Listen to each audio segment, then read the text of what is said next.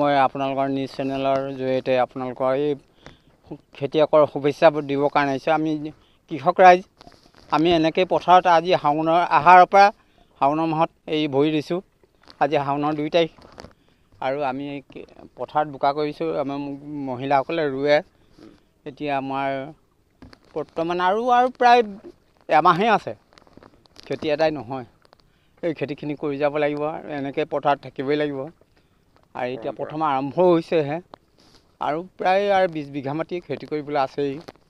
এতিয়া হৈছে 10 বিঘামান। এই কাজিৰঙা বচা গাঁও বুলি কয়। বচা, ডুমজান, গেলেকী এনেকৈ কৈ জড়িত হৈ আছে। গাঁৱৰ ৰাইজ আছে, প্ৰত্যেকেই খেতিয়ক কৃষক ৰাইজ ইয়াত। আৰু ইয়াৰ জীৱিকা হৈছে খেতি। আৰু খেতিয়কৰ ৰাইজে ইয়াত কোনো চাকৰি মানুহৰ হেৰি নহয়, জড়িত নাই। প্ৰধান জীৱিকা। হয় হয়। অসুবিধা কি পাইছে আপোনালোকে? অসুবিধা অন্য আমাৰ প্ৰাকৃতিৰ ওপৰতে কথা। আমি কৃষকৰ চৰকাৰৰ ফালৰ পৰা যিটো সুবিধা পাওঁ আমি সেইটো তেনেকৈ সুবিধা নাপাওঁৱেই। আমি নিজৰ গাঁঠি ধন বেছি ঘাম মুচি আমি খেতি কৰিছোঁ।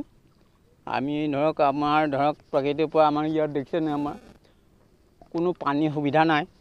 প্ৰকৃতিয়ে যিটো দিয়ে সেইটোহে হয়। আমাৰ বানপানী ওলাই গৈছে। আমাৰ এইবিলাকত পানী হৈছিলে। এবাৰ ভাল হ'বনে? ভাল হ'ব, যথেষ্ট ভাল হ'ব। বানপানী হৈছিলে কিন্তু আমাৰ অনিষ্ট একো হোৱা নাই, বৰঞ্চ আমাৰ সুবিধাই হ'ল, ভালেই হৈছে।